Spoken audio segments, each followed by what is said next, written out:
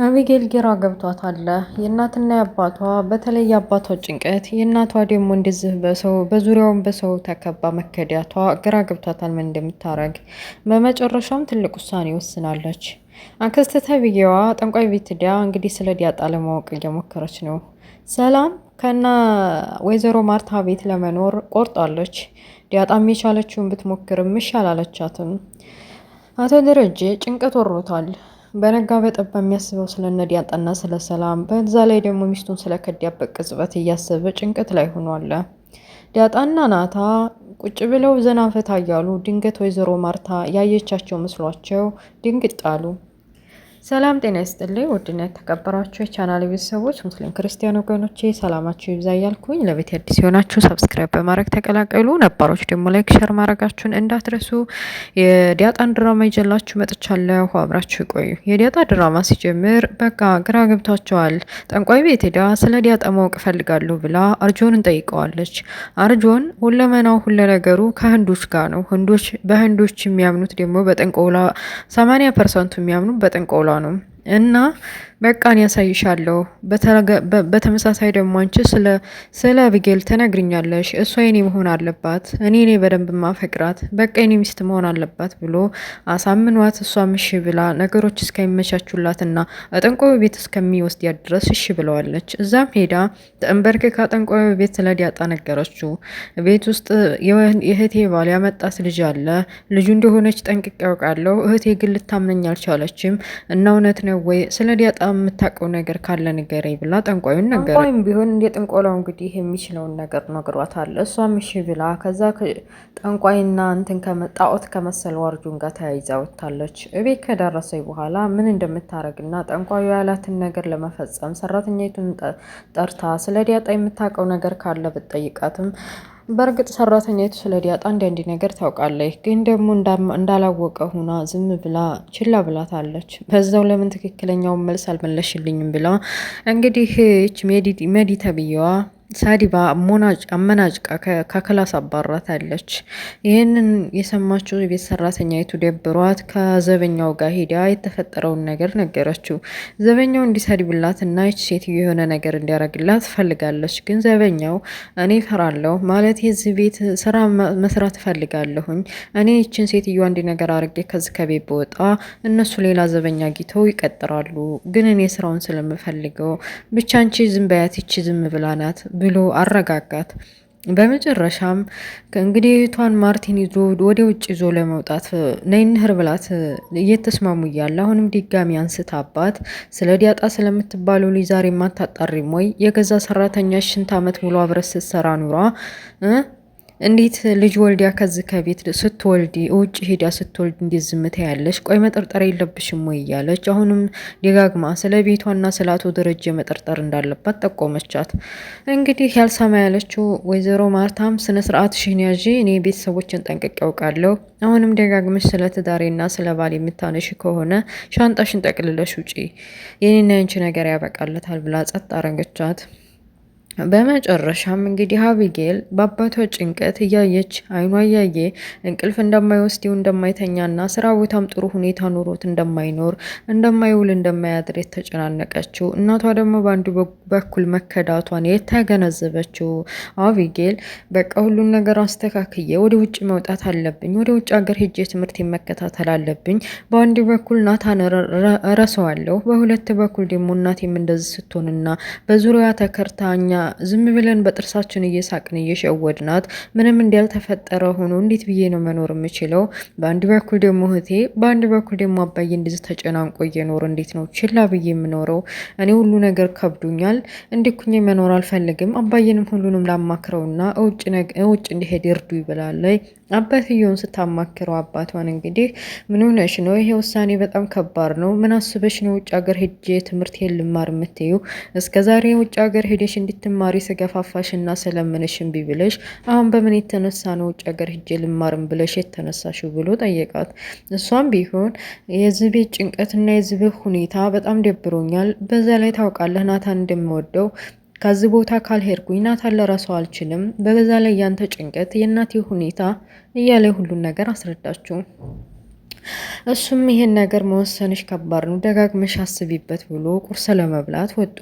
በእርግጥ አቶ ደረጀ ውጭ ላይ ቁጭ ብለው ኩርሲ ላይ ስለተፈጠረው ነገርና ስላለው ሁኔታ ስለ ወይዘሮ ማርታና ስለ ሰላም ስለ ልጃቸው ከአንድሉ ሁለት ልጅ ከሰራተኛ ስለወለዱት የዚች ምድር ኑሮ የዚች ዓለም ጭንቀት መቼ ነው ማብቂያዋ እያለ መጨነቁን አላቆመም።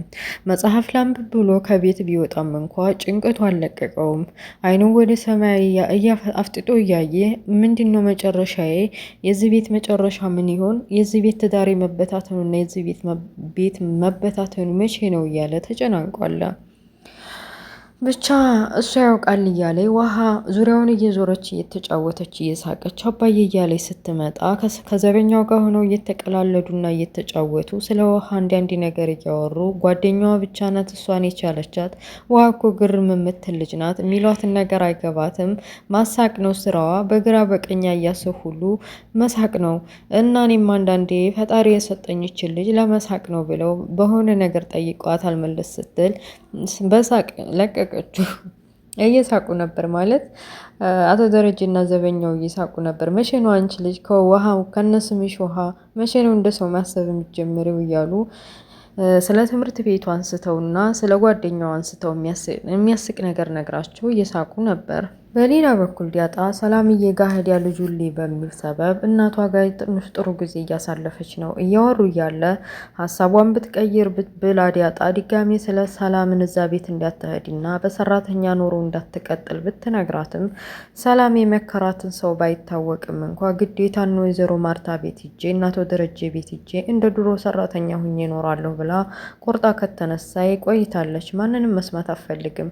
አቶ ደረጀ ሚስቴ ጋር ያለውን ጊዜ ትንሽ ያለችኝን ጊዜ ጥሩ ጊዜ ላሳልፍ ባክሽን፣ ምን ለማለት እየፈለግሽ ነው ወይስ እኔን ከዚህ በፊት ልጅሽን ካጠገብሽ አርቄ ብቻዋን በጎዳና ላይ ስላደገች እኔን ለመበቀል አስበሽ ነው?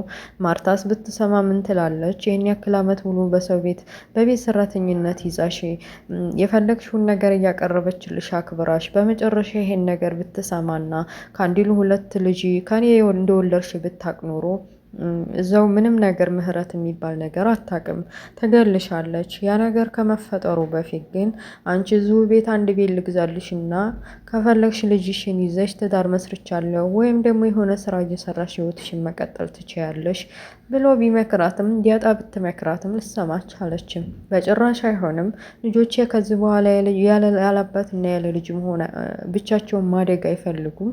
ከዛ ሲቀጥል ከዛ ቤት ከወጣ ምንም እንዳልተፈጠረ ምንም ልጅ እንዳልሆኑ ስለሚታሰብ አብረው መኖር አለባቸውና የሚፈጠረውን ነገር ደግሞ እኩል መካፈል አለባቸው ብላ ቆርጣ ተነስታለች። በሌላ በኩል አቢጌል ብቻውን ስታየው ናታ የድሮ ፍቅሯ ተነሳባትና እሱ ምን ያክል እንደምትወደው ትኩር ብላ አይታ አክስቷ መዲ ምን ያክል እንደምትፈልገው ክስቴ ባለየ ናት፣ አንተን ትፈልግሃለች፣ ትኩር ብላ እያየች እንደሆነ በደንብ ተመልክቻለሁ፣ ተጠንቅቅ እያለችው ነበር። እሱም ቢሆን አረባክሽን ወደዛ ደመሷን እያለም ጠቀቅ እንዳለበት እሺ ደግ ብሎ ምክሯን ከተቀበለ በኋላ እሷ ዝም ብላ ትኩር ብላ ስታየው ጠጋ ብላ ለመጫወት ስትሞክር ሳያስቡት ተቀራርበው እንግዲህ ጥሩ ስሜት እንዳልተፈጠረ ሲገባቸው ተለያዩ። በመጨረሻም ዲያጣ መታ ስለተፈጠረው ነገር ነገረችው። ሰላም እምቢ ብላኛለች፣ እዚህ ቤት ድጋሚ ለሰራተኝነት ለመቀጠር መምጣት ፈልጋለሁ ብላ እምቢ ብላኛለች ብላ ለፍቅረኛዋ ነገረችው። ፍቅረኛዋም ቢሆን ከዚህ በኋላ ምን ፈልጋ ነው? ወንድ ልጅ ያላት አይደል? ወልዳ የለም ወይ? ከልጇ አባት ጋር ለምን መኖር አትፈልግም? አባዬስ ቤት እገዛልሻለሁ ካላት ለምን ህይወቷን በዛው በውጭ አትቀጥልም? ከዚህ በኋላ እንኳን ምን አለው ወይዘሮ ማርታን ትታት ያው ጥሩ ጊዜና አባቷን ጥሩ ጊዜ እንዲያሳልፉ ብትዋቸው ቢላትም እናቴ በጭራሽ የምትሰማ ሰው አይደለችም፣ እኔም መክሬያት ነበረ እያለች ዲያጣ የውስጧን ነገር ነገረችው።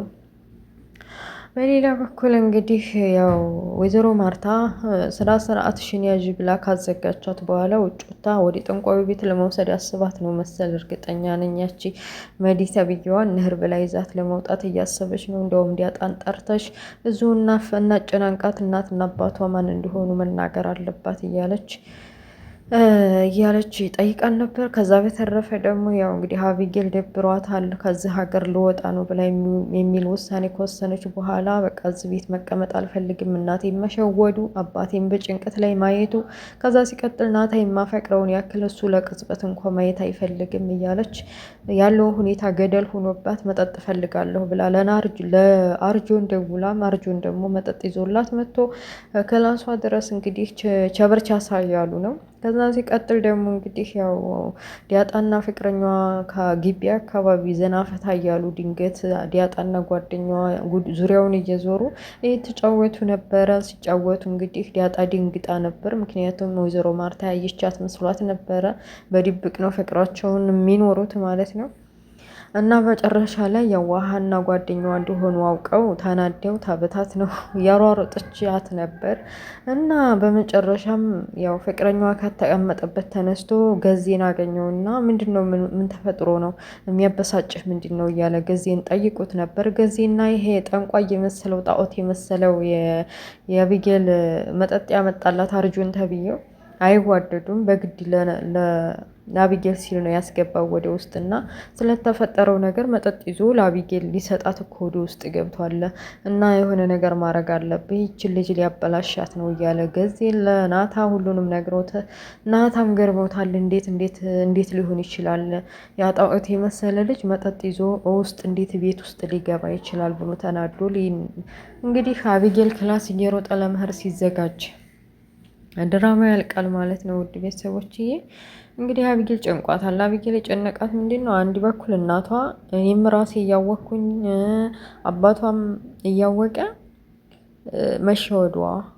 ሁሉን ነገር እያወቅኩ ለምን አልተናገርኩም በሚል ነው። በሌላ በኩል አባቷ ጭንቀት፣ በሶስተኛ በኩል ደግሞ ዲያጣ እህቷ ናት። ያው እንግዲህ እህት ስላገኘ ደስ ብሏታል። ግን ቢሆንም ከባድ የሆነው ውሳኔ ወስናለች ወደ ውጭ ሀገር ለመሄድ።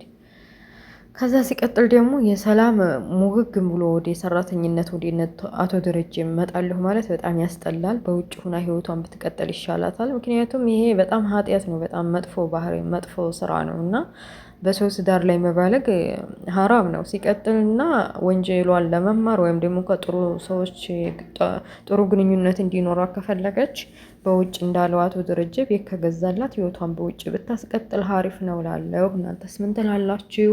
እና ውድ ቤተሰቦች የዲያጣ ድራማ ይህን ይመስላል። ስለነበረ ቆይታ አመሰግናለሁ።